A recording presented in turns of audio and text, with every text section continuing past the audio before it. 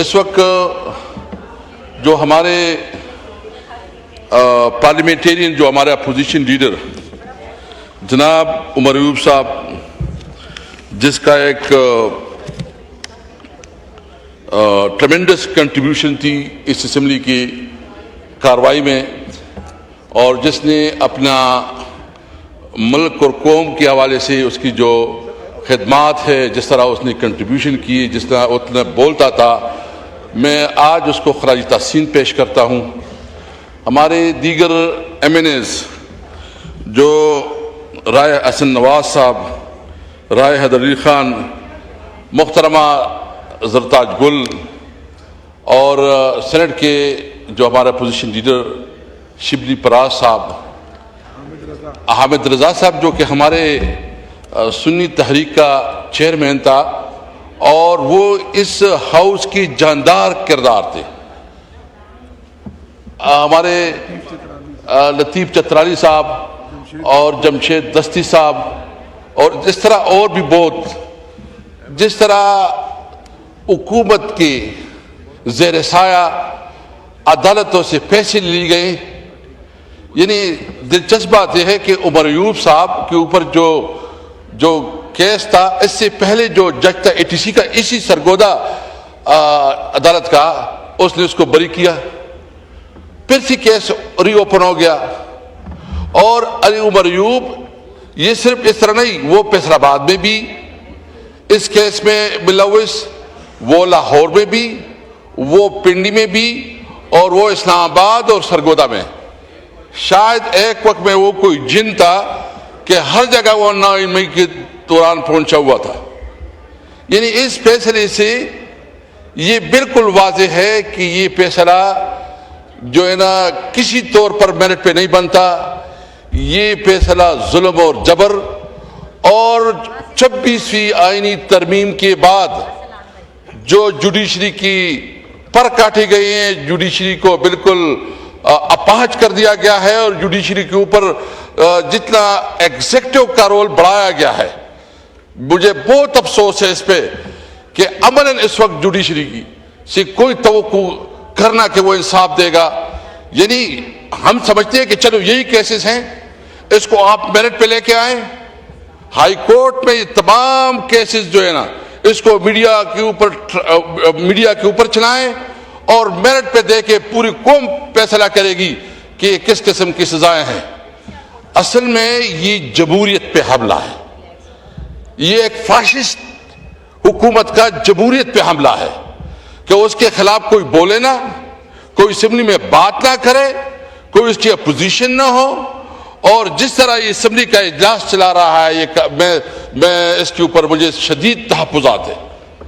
میں تو اپنی پارٹی کو کہوں گا، میں اپنے پارلیمنٹیرین کو کہوں گا کہ بجائے اس کے کہ ہم یہاں بیٹھ کے یہاں آپ کی کارروائی سنیں، ہمیں بہتر ہے کہ ہم اس کے بائیکاٹ کریں، کیونکہ اس طرح صورتحال تو کبھی اسمبلی رہی نہیں ہے کہ جس طرح ظلم اور جبر کے۔ اور اگر کوئی خیال ہے کہ ہم جو ہے نہ حل کریں گے، بھائی فارم 47 کی حکومت ہے، فارم 47 کے پیداوار حکومت جس کی اپنی کوئی اخلاقی مورل اتھارٹی نہیں ہے، وہ آ کے حکومت چلائے، اور پھر جو عوام کے صحیح نمائندے ہیں اس صحیح نمائندوں کو ایک ایک کر کے فارغ کرے، اور اس طرح ہماری اور بھی کافی ہے، ہمیں اس کی پرواہ نہیں ہے۔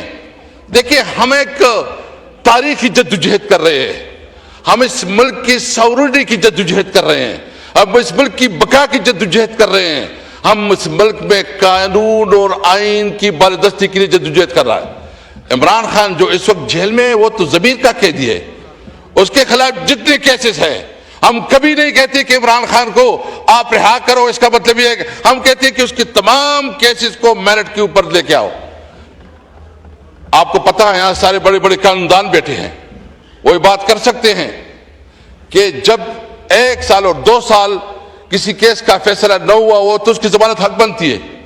عمران خان کو ابھی روٹین میں تو اس کو ضمانتیں ملنی چاہیے، وہ اس ملک کا سب سے پاپولر لیڈر ہے، اور میں خراج تحسین پیش کرتا ہوں جو 5 تاریخ کو پورے پاکستان میں احتجاج ہوا، اور خاص کر خیبر پختونخوا میں، سندھ میں، بلوچستان میں اور پنجاب میں جتنے لوگ نکلے ہیں، حالانکہ پنجاب میں جو فاشسٹ حکومت نے جس طرح رویہ رکھا، یہ تو ہمارا قانونی حق ہے.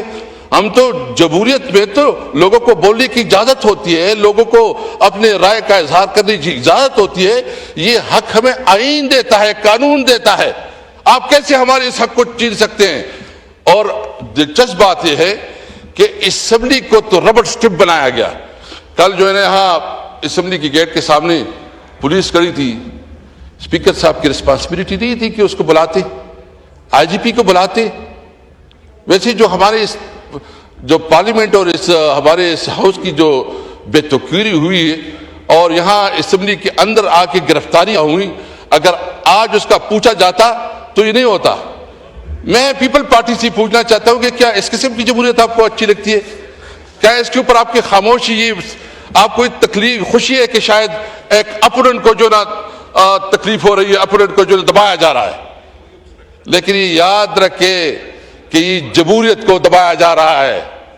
یہ ذوالفقار علی بھٹو کا جو فلسفہ تھا کہ انہوں نے اس ملک کو 1973 کا آئین دیا، یہ اس 1973 آئین کا خلیہ بگاڑ دیا اور 26ویں آئین ترمیم میں پیپل پارٹی برابر ملوث رہی. اور اس کی وجہ سے آج عدالتیں جس حال میں ہیں، عدالتوں کو جس طرح کمپرومائز کیا گیا، عدالتوں کو جس طرح جو ہے نا اس کی تشخص برباد کی گئی، اور اس وقت عدلیہ کے اوپر لوگوں کا اعتماد اٹھتا جا رہا ہے.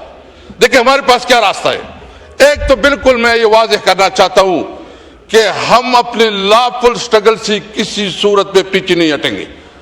ہم کسی طور پر اپنی جدوجہد کو نہیں چھوڑیں گے.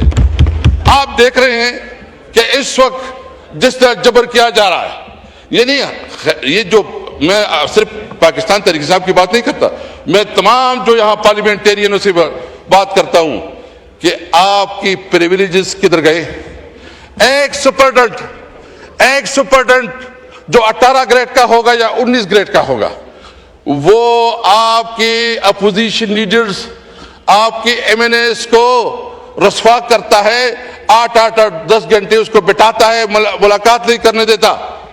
کیا جیل مینول میں ڈاکو اور ڈکیت اسمگلر کو ملاقات کی اجازت نہیں ہوتی؟ عمران خان کے اوپر جتنی بھی کیسز ہے، جتنی بھی اس کے خلاف جو ہے نا آپ نے کیسز بنائے ہیں، کیا اس کا رولز کے مطابق، قانون کے مطابق اس کا حق نہیں بنتا کہ اس کو آپ ملاقات کا موقع دے؟ اور پھر ملاقاتیں کس طرح ہوتی ہے؟ جس طرح تجدید ہوتی ہے. دیکھیں یہ ملک تب چلنا ہے جب ملک میں آئین اور قانون کی حکمرانی ہوگی. یہ ڈنڈی کے زور سے یہ ملک نہیں چلے گا. اس وقت آپ دیکھ رہے ہیں کہ بلوچستان میں جو حال ہے بہت افسوسناک ہے کہ جو ہو رہا ہے کہ ہمارے پیرا ملٹری فورسز کی شہادتیں ہو رہی ہے، جو آپ عوام کی شہادتیں ہو رہی ہیں، جو دہشت گردی کی ایک نئی لہر آ گئی ہے.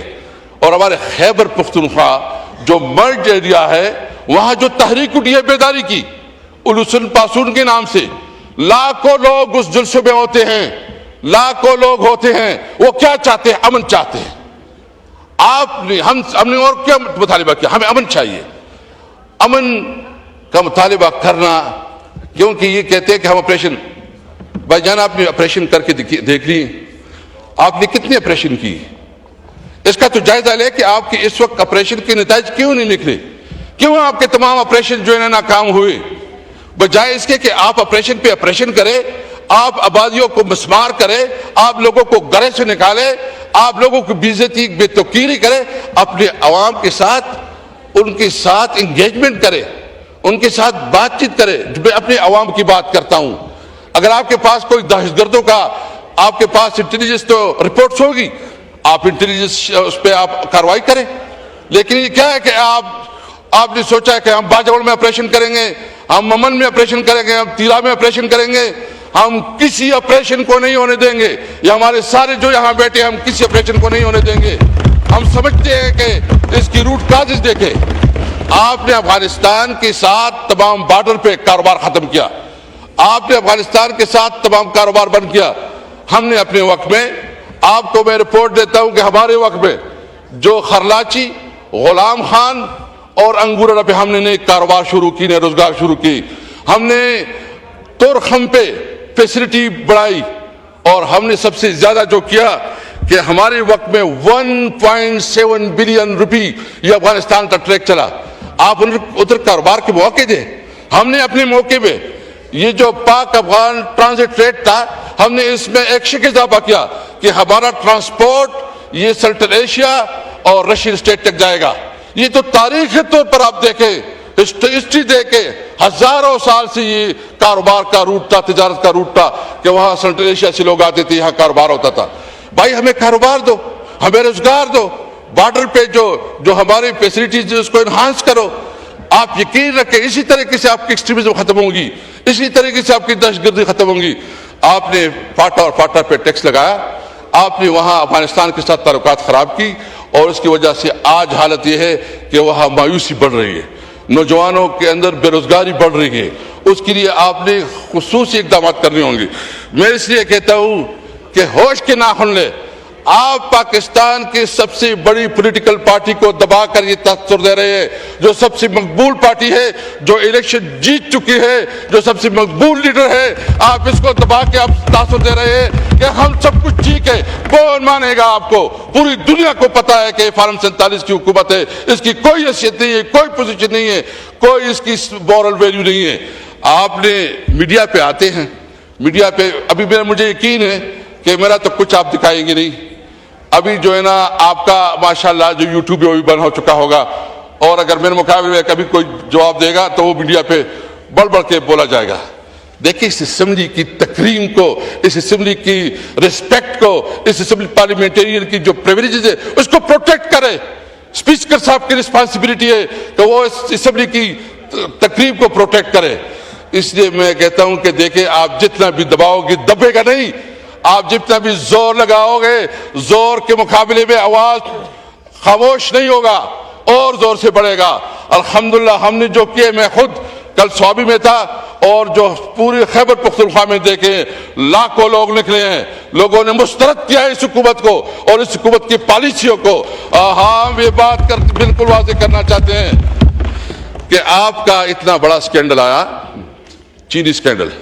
سب سے پہلے یہ پوچھنا چاہتے ہیں کہ چینی آپ نے ایکسپورٹ کیوں کی, کس کی رپورٹ پہ کی, اور اگر آپ نے اس کو ایکسپورٹ کی تو پھر امپورٹ کی ضرورت کیا پیش آئی, کیوں ضرورت پیش آئی امپورٹ کی؟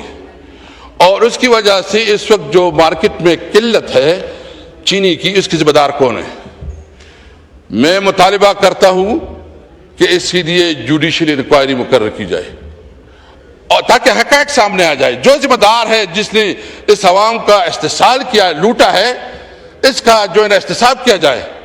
میں مطالبہ کرتا ہوں کیونکہ آپ حکومت اگر سمجھتی ہے کہ وہ بے گناہ ہے تو جوڈیشل کمیشن بنائیں. کیا ہے جوڈیشل کمیشن میں؟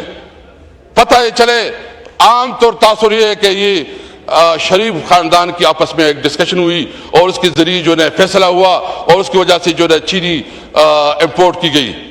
جو ذمہ دار ہے اس ذمہ دار کو جو ہے نا اس کا تعین ہونا چاہیے.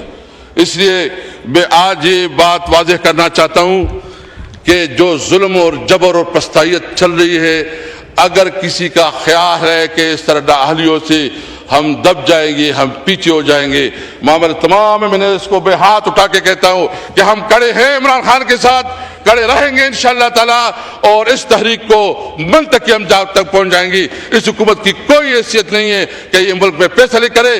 ہمیں جو بھی موقع ملا, جتنی قانون سازی ہوئے, ساری قانون سازی کو جو انلیجٹمیٹ حکومت نے کی ہے اس کو فارغ کریں گے.